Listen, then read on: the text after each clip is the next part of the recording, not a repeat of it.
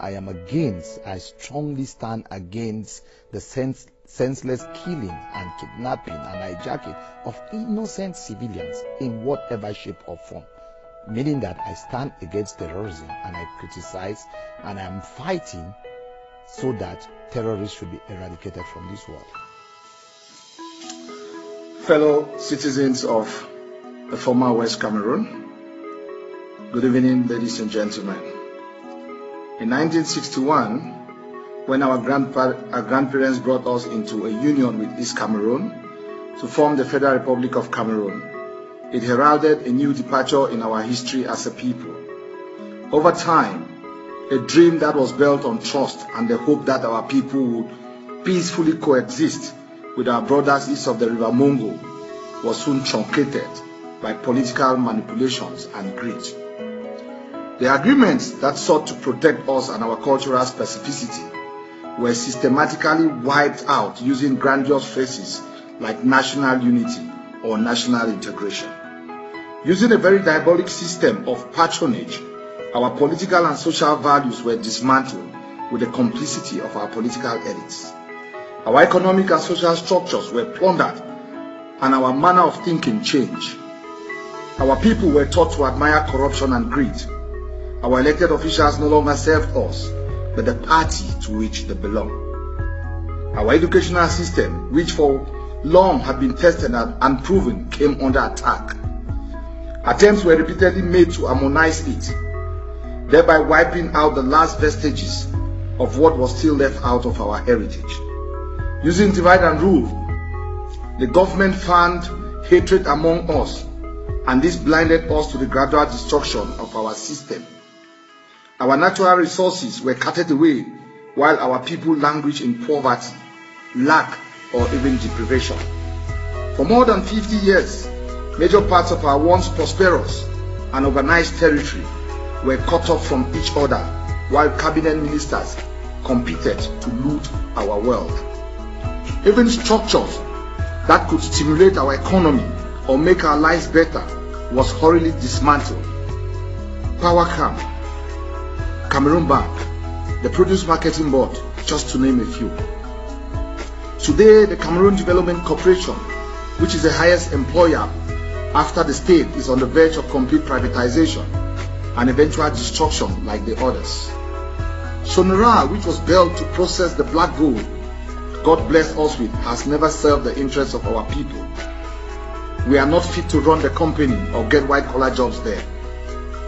In fact, it is nearly impossible for our children to even do internships over there. Even Jan Division, which has made this country economically viable, does not have roads.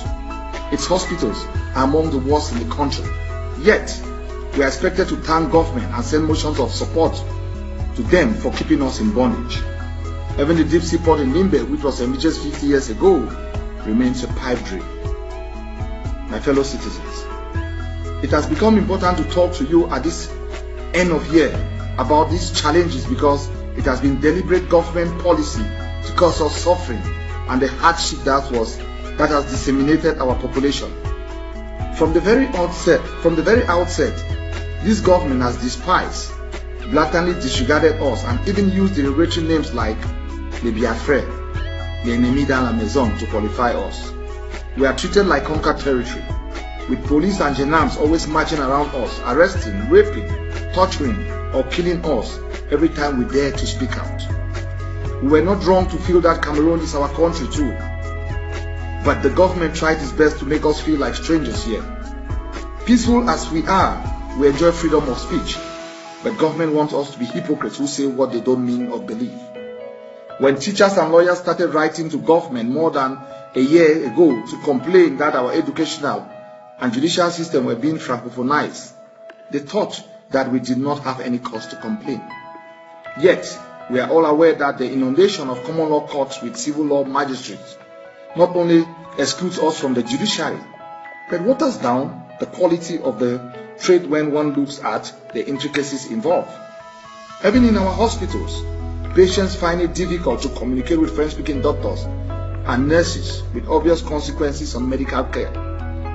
When we complain that corruption had eaten into the fabric of higher education, and that our kids were unjust victims, they still did not take us seriously. They asked us for proof, just like the one that sent a whole cabinet of ministers in jail. Yet, everyone knows that admissions into medical schools and teacher training colleges, ENS and NSED, are run by powerful rackets. Since our parents cannot afford the huge sums, students who perform outstandingly at the GCA levels watch in shock how mediocre, even those from converted schools, are marginalized. Our children has created a deficit in teachers to the extent that our francophone brothers have to teach subjects they don't master in a language they cannot speak. We think it's unethical, a grave injustice to us and our children. In fact, it's morally wrong.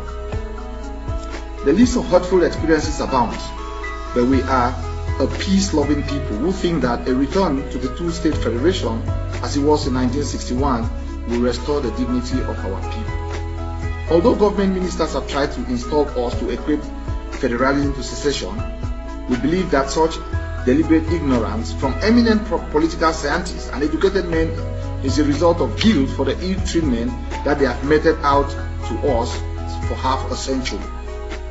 It has not and will not deter us. In a federal system, there shall be competition and growth, and it shall be faster. There shall inevitably be a revenue allocation formula whereby each state will have to show how they spend their money. In the federal system that our parents experienced 50 years ago, government shall be closer to the people and leadership shall be more accountable to the people. As we begin the year 2017, we expect the head of state, His Excellency President Paul Biya, to stand up before God, man and history and repair the inflictions that the dismantling of the two-state federation has brought on the citizens of former West Cameroon. Parents, teachers, lawyers, the business community, and the civil society in general are for a strong resolve and demand guarantees and safeguards that will put an end to abuse, marginalization, or second-class treatment we have experienced so far. We believe that our children have no future in this country where they cannot have jobs even in our own hometowns, so long as they are people who speak French. We look forward to a bright future where pain, anguish, regret will no longer be part of our lives. We seize this opportunity to thank the lawyers, the teachers, the business community, the civil societies, and those in the diaspora, the parents, who have made enormous sacrifices, who have contributed immensely towards the fight, towards the struggle for us as a people. On behalf of the consortium, I pray that the year that is about to start will mark a change in our lives as a people. God bless us. Thank you for watching.